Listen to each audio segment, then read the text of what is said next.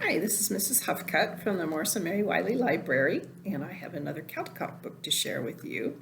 This one was the winner in 1966. It's called Always Room for One More, and it was written by Sorshi Nick Leotis, and it's illustrated by Nani Hogrogian.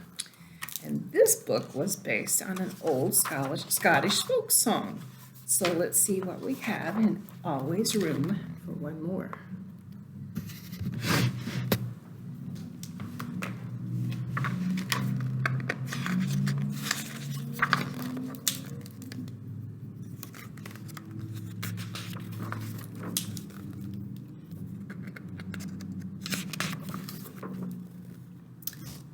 There was a wee house in the heather, 'twas a bit of a butt and a ben, and in it there lived altogether Lockie McLaughlin and his good wife, and his barns to the number of 10.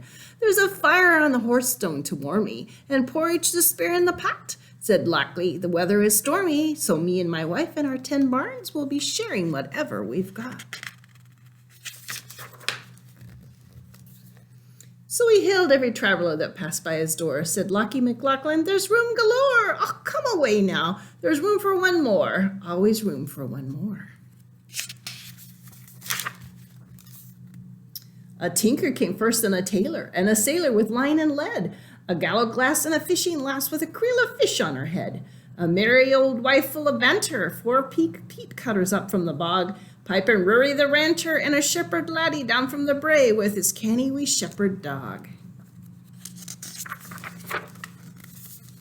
He hailed them all as he stood at the door. Said Lockie McLaughlin, there's room galore, come away in, there's room for one more, always room for one more.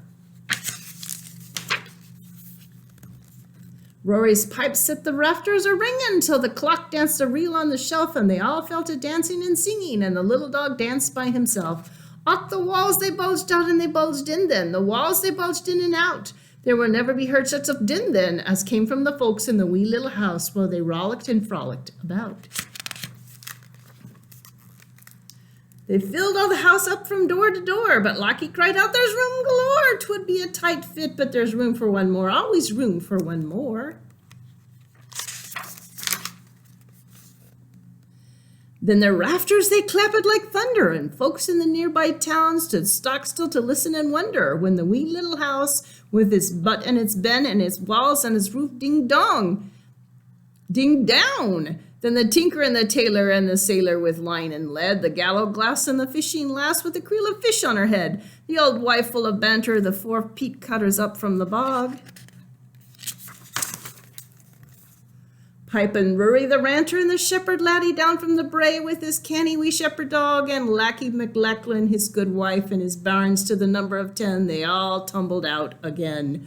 And they gawked at the place where the house stood before. Uncle Lockie, they cried, there was room galore, but worry and woe, there's no room no more, ne'er no room no more. They wailed for a while in the heather, as glum as a grumpety grouse, but they shouted, have done with this blether, for Lockie McLaughlin, his wife and barns, will raise up a bonny new house.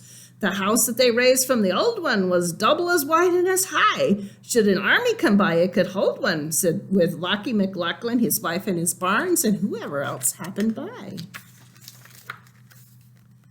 And then the whole lot of them stood at the door and merrily shouted, there's room galore, now there'll always be room for one more, always room for one more. And that is the end of Always Room for One More. Hi, this is Mrs. Huffcutt with another Caldecott book to share with you, and this one is from 1941. It was written by Robert Lawson, who's written lots of different books. I used to read him when I was very young. But this one is called They Were Strong and Good. It tells some of his family history, which is always very fun.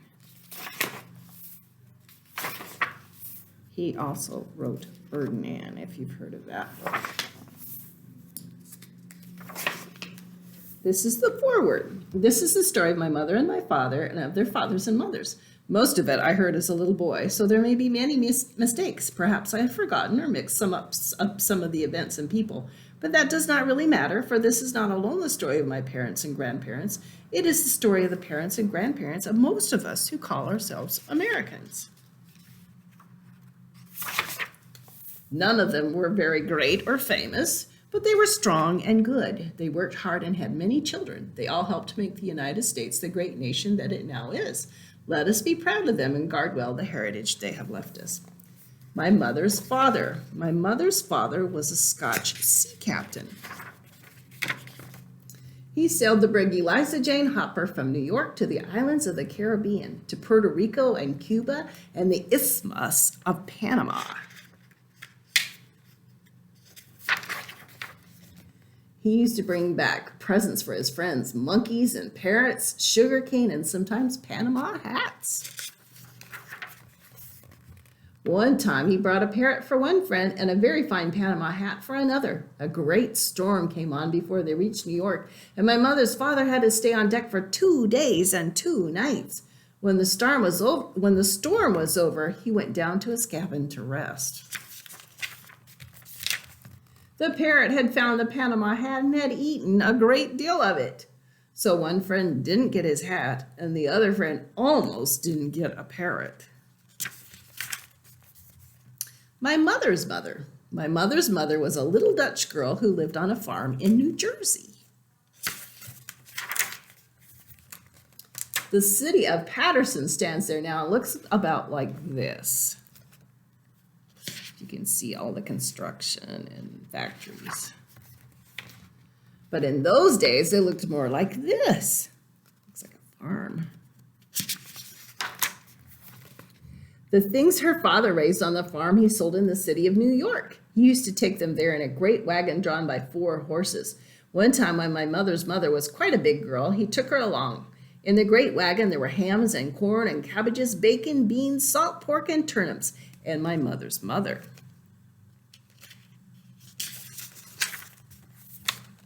They went down to the wharves to sell things to the ships. One of these ships was the Eliza Jane Hopper. And while the ship's cook was buying salt pork, beans, and turnips for the sailors, my mother's father saw my mother's mother sitting in the great big wagon.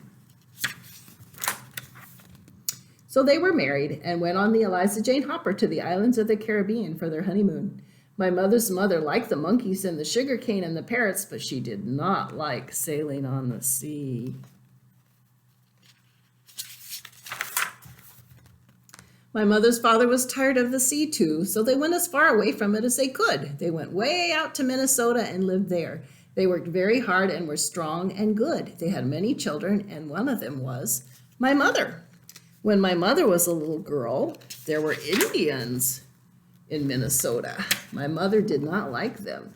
They would stalk into the kitchen without knocking and sit on the floor. Then they would rub their stomachs and point to their mouths to show that they were hungry. They would not leave until my mother's mother gave them something to eat. There were lumberjacks there too. They all came into town on Saturday nights and made a great deal of noise, and sometimes there were fights. They frightened my mother. So my mother's mother sent her to a convent to go to school. It was quiet and peaceful at the convent. The nuns were very gentle and never spoke loudly. My mother liked them. They taught her to paint pictures and to speak French and Spanish and German and Italian, to do beautiful embroidery and to play the organ. She liked that too. The nuns had lovely gardens. They taught my mother how to grow flowers and to care for bees. She could open the hives and take out the honey without wearing gloves or a net. Hundreds of bees would light on her hands and face and neck, but none ever stung her. All the animals loved my mother because she was so quiet and gentle.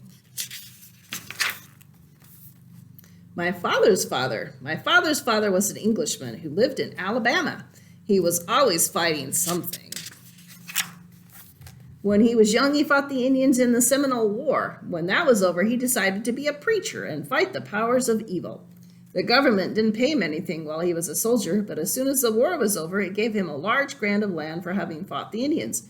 He already had all the land he wanted, so he traded his grant for a mule. He used to ride from town to town on his mule and fight with Satan.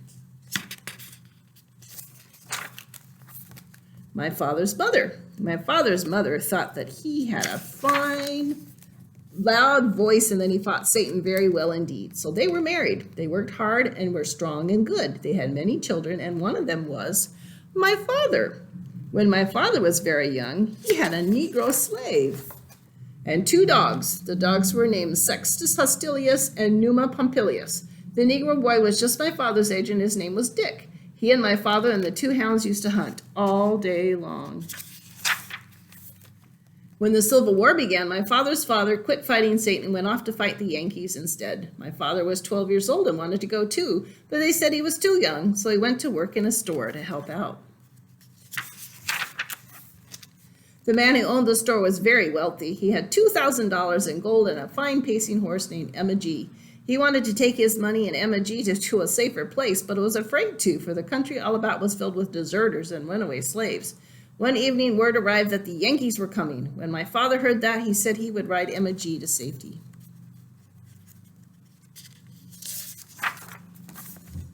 They put the gold in a belt under his clothes, and all that night he rode through the dark woods. Several times he saw campfires, and twice the next day he was pursued by deserters. But Emma G could run like the wind, and my father was very light, so they got away quite easily. In the evening of that day, he arrived at the home of the storekeeper's brother in a town far away. They were all glad to see him and gave him $5 as a reward. My father was 14 years old then, so he walked to where the war was and joined General Joseph E. Johnston's army. He was pretty small, so they made him a Goodian bearer in the artillery and gave him a mule to ride. He wasn't much of a mule, but my father wasn't much of a man yet, so they got on fine. He named the mule Epaminondas.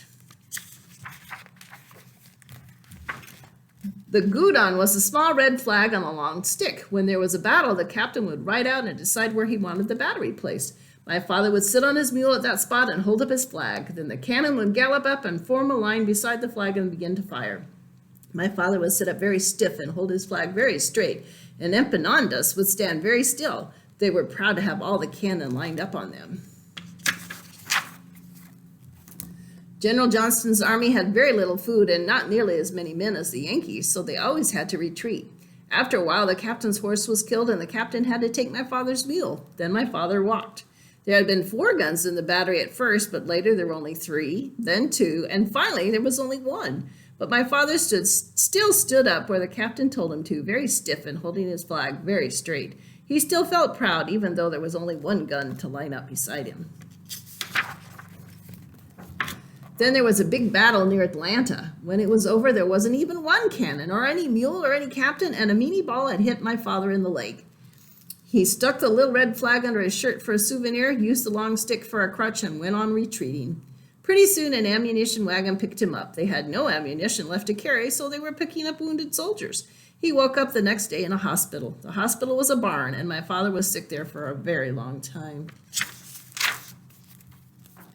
By the time my father's leg was well, the Yankees had won the war, so he walked back to Alabama. His father had quit fighting Yankees and had gone back to fighting Satan. The store had been burned down, and there was no work, and Numa Pompilius and Sextus Hostilius and Dick were all gone too.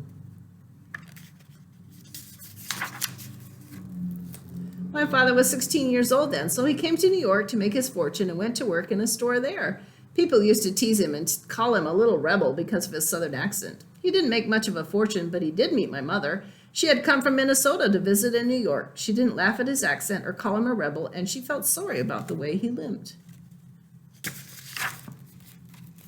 So they were married. They worked hard and were strong and good. They had many children, and one of them happened to be me. I am proud of my mother and my father and of their mothers and fathers, and I'm proud of the country that they helped to build. The end. And that was the end of They Were Strong and Good, the Caldecott book from 1941.